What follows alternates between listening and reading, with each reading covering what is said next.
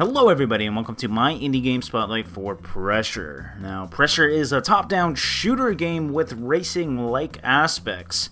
You can get it on Steam for $14.99, and in this video I'll just be doing a quick, probably 10 minutes of gameplay and then giving you my thoughts about the game. So, let's get into this. So we got obviously continue, which is a continuation of single player, multiplayer, help, settings, credits, and high scores, and then the exit. So we'll look at high scores real quick. So you got single player, and then you got multiplayer, and then you got the different modes, so easy, normal, and absurd. And I guess 2 out of 8 would be the levels, maybe? But it looks like I'm confused, because maybe there's different levels for each mode, because I haven't actually found how to change the mode, so I'm assuming you start out at easy and then maybe go to normal and then absurd, but really they're like 400 levels. That's crazy. Anyways, I don't really know about that, so we will just leave it at that. Yeah, I just thought I'd show you the high scores. It's pretty cool. Always nice to have high scores to try and be the best. Now, this is kind of the menu mode of the single player. You got Garage, Bistro, or Bistro, however you want to pronounce it, Menu, and then which menu just brings you back to the menu, and then Map, which is how to choose your different races. So the Bistro, I don't know, it's kind of pointless in my opinion. It's gossip and chit chat, so you click it, and then he says something stupid. It's kind of funny, and you laugh. So a while back, I owned a car wash for buggies. Then there was no more water. Shucks. Ha ha ha ha ha ha ha ha. Okay, that's cool. And we'll go to the garage. This is probably my favorite part of this game because upgrading things is always very rewarding. As you play, if you look at the top right corner, you see you earn these little gold coins, and you spend them to buy upgrades. So this is your primary weapon. I'm using a flamethrower because I can't aim for shit, and maybe I'll upgrade that, or maybe I'll buy something else. Yeah, you know what? Let's. I don't know. I kind of want to show the flamethrower too. The decisions, man. Yeah, you know what? We'll upgrade it. So I have just basically enough to upgrade. So yes, let's do that. Oh, it actually changes it too. I think. Didn't have those red things on the side, I don't believe. So that's cool. Even with the upgrades, it changes it. I really like that about this game. Everything you do on the buggy changes it. It changes it quite drastically, too. And then you got secondary weapons, which I am using homing missiles.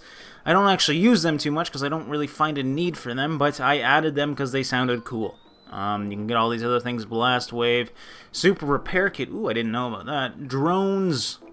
Bone crusher, grenades, man. Magnetizers, probably for picking up things. Tesla guns, sticky bombs. Wonderful. And then you got rams. This is actually really helpful because you tend to be really close to enemies anyways. So once you ram them, you blow them up. So I've upgraded this one to level 2, so I'll probably just stick with this one. I like the look of it the most anyways. That actually looks pretty badass, the Grindmaster. But hey, thought I'd upgrade that. And then I upgraded my chassis too. So we have different chassis, and they just give you higher defenses, I'm assuming. And I upgraded to the 4-1. I like the look of it. Why not, right? As you can tell, it's got a very steampunk vibe, which I love. I have a weird fetish for anything steampunk, so that is cool to me. Now let's go to the map and get into the meat and potatoes of what this game is all about. So yeah, every one of these are just different races, and as obviously, as you can see, you go through the list as you win them. So we are at Dry Riverbed, and yeah, let's do it. Play level. Shooting and using the dash boost do not cost any pressure, so drive like a madman and raise some hell. Alright, thank you for that input. So yeah, this is what it's all about. You basically got a top-down shooter with a very small amount of racing aspects. It's actually called a racing game on Steam, and I would highly disagree with that. You're kind of racing with yourself. You look at the left there, you see a white little bar. That is what the whole racing aspect is about. Basically, your little buggy is powered by pressure, and each checkpoint on the middle there, you see the little white lines. That will give you more pressure to keep going. So you're basically trying to run as fast as you can to get to those and gain some more pressure before you die. You also obviously have health. If you look at the green bar, so everything shooting at me is going to take down my health. I really haven't had any troubles with this game in terms of skill level. I don't know if I'm playing on the easy mode or what, but I think I've only failed once because I ran out of pressure, so hopefully we'll see some struggle here, because I do like a challenge. I think everybody likes a challenge, but this game hasn't given it to me yet. And another complaint I have about this game is the levels feel very, very similar though so far, but I think if you were looking at that map where I was choosing the level, it gets to a dark spot, and I think that totally probably changes the whole map aspect. So I'm not going to say that it is bad, but it feels very repetitive, and yeah, I don't know. I don't really like that. I don't think anybody likes repetitive games. But yeah, it does feel cool. It's very action-packed, as you can probably already tell. Killing these guys gives you more steam, and you get more points at the end of the game. So obviously you're going to want to kill them, do as many as possible. I just hit a badass jump there, I must say myself. But yeah, honestly, I don't really feel like I'm having a trouble doing anything. I'm kind of just driving mindlessly around and killing things.